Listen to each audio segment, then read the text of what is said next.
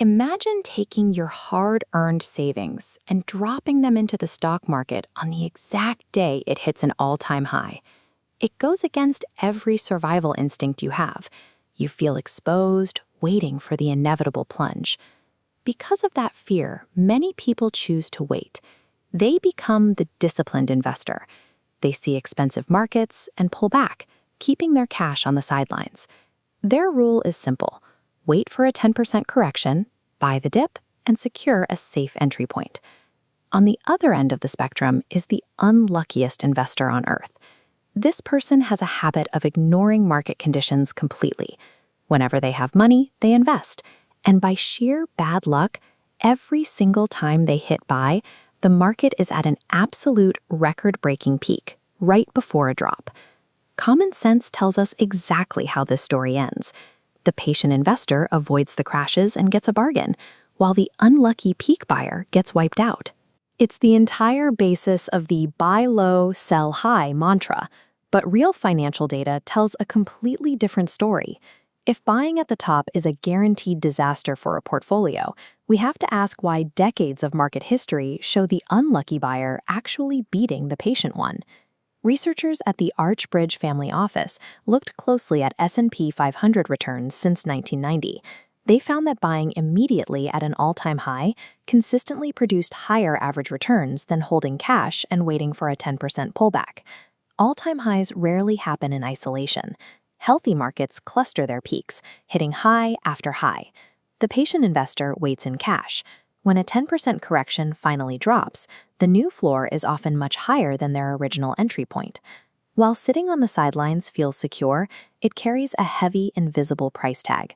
Uninvested cash quietly loses purchasing power to inflation every year. More importantly, the investor misses out on the powerful mechanics of compound interest and reinvested dividends during the months or even years they spend waiting.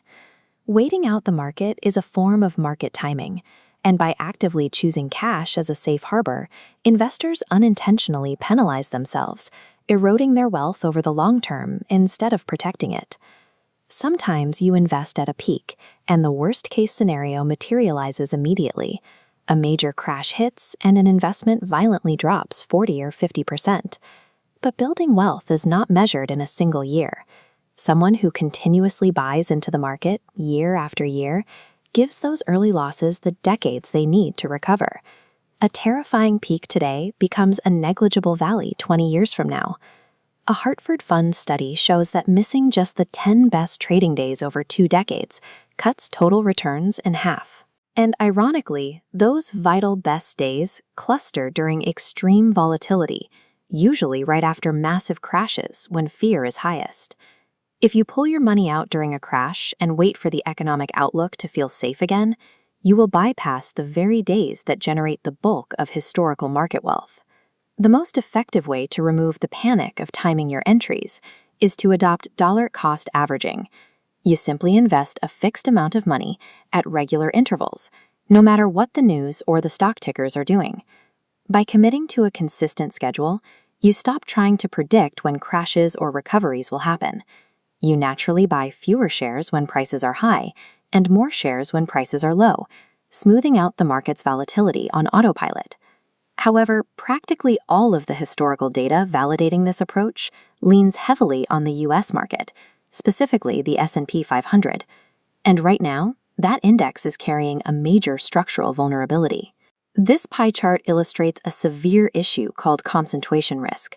According to Rockefeller Capital Management, technology stocks now make up about 41% of the S&P 500. The index's recent performance is largely dependent on a tiny handful of megacap companies. Compare that to the MSCI All-Country World Index, which contains over 25,000 individual stocks across the globe. By historical standards, the S&P 500 is behaving far less like a broad market measure and more like a concentrated tech fund. The S&P 500 has a long history of excellent returns, but because it is so top-heavy, today if just 3 or 4 tech giants stumble, they will drag the entire index down with them. Diversifying your portfolio is how you protect yourself from those specific collapses. But the greatest risk to your wealth isn't picking the wrong index or accidentally buying at an all-time high. It is letting the fear of bad timing keep you from participating in the market at all.